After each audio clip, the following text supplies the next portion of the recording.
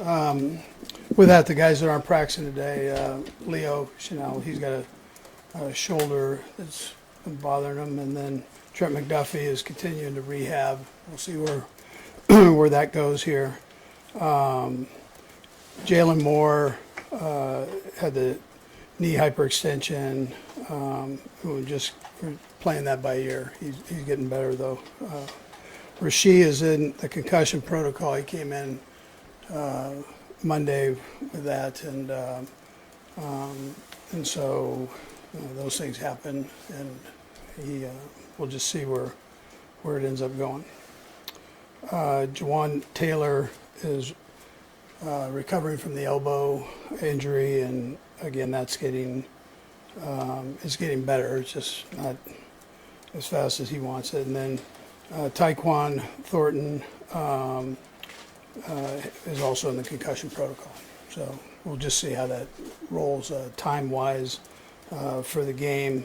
Look forward to the challenge of playing Tennessee. I mean, they're playing good football, particularly on that defensive side. With that defensive front is another week that I'm telling you this, but they've got a heck of a defensive front. So, and then Mike's done a nice job of taking over as the interim. He's had a lot of experience as a head coach, so he knows how to handle a role like that, and has done a nice job of keeping the guys going and playing hard. And they've got a young quarterback that will be an up-and-comer as time goes on here. He's had some really productive days there. So, anyways, with that, time's your. And you played without a lot of players over the years, but just Patrick has such a presence in this building. Is it a strange feeling just not having him here? What is it like just not having him around? Yeah, you know, we love having him around. I mean, it's not like there's anything there, but him missing, everybody feels for him. At the same time, it's a crazy business that way. You know, he moves on, and you know, Minshew steps up, and now he has an opportunity to play, and thank goodness he's here, right? So he's got experience, and the guys trust him, coaches trust him, but like we all love Pat, and he's a special kid. Yeah. Rick said you talk to him every day. Just what your conversation's been like, the part that you're willing to share. Yeah.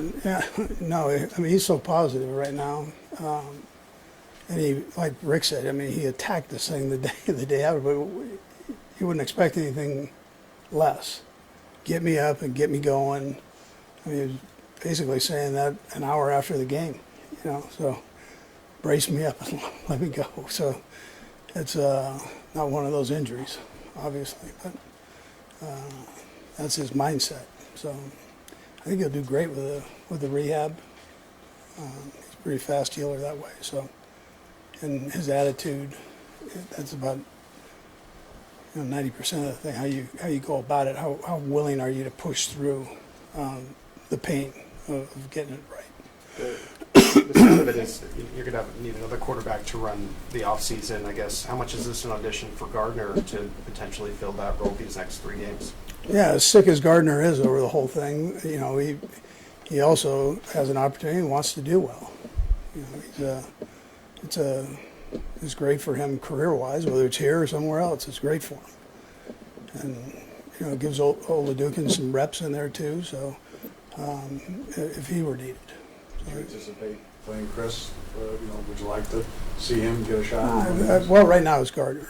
Yeah, it's Gardner. That's where we're at. Yeah. How are you balancing the players that that are kind of veterans here, guys that are trying to get tape out there, and how do you balance that with trying to play some of the younger guys that you're trying to get a look at, Matt? Yeah, I mentioned this to Seren the other day. You know that all our young guys are playing. I mean, they're in there and going. I mean, so Chew actually got some good reps in there, and I might have a chance to get some more. So, and he was our international player. So we've got them all going. They're all rolling. Yeah. Coach, Rick mentioned that his staff and Julie would lead the rehab for Patrick. He also has his own training staff that he works with in Dallas. Do you expect that he may split time between the two and lean on his own staff as well? He's got a great relationship with Julie, and so I would imagine that would be the primary one. And then if he were to go to Dallas to visit or have a change of scenery for a minute, you know, I think the majority of it will be done with Julie. You know, she kind of takes care of him and when he has different injuries or whatever, maintenance stuff. So I would presume he'd just be here the majority of the time, yeah. Is there a team policy on that? Like you want them in the building or whatever they want? Like, No, we can't kick him out of the building, you know, so the guy's always here. He, you know, that's how he is. So it's, but no, you know, there's a whole union thing there too, so, yeah. I mean, will he travel with you guys to the game, or is he not ready to travel? I know he probably Yeah, wants to be on. he won't travel this game, no. Yeah. Probably like to be on a headset somewhere listening, though, wouldn't he? No, yeah, no, that's the way it goes. Has he been? Will he talk to Gardner at all? Help out this week? I know he's not going to be back here till Friday, it said. But. Yeah, I'm sure they probably already talked, but they're friends, so I don't know how much he'll be in the game, but he's trying to get himself right now. So, but I know he would wish Gardner the best going into this. You know.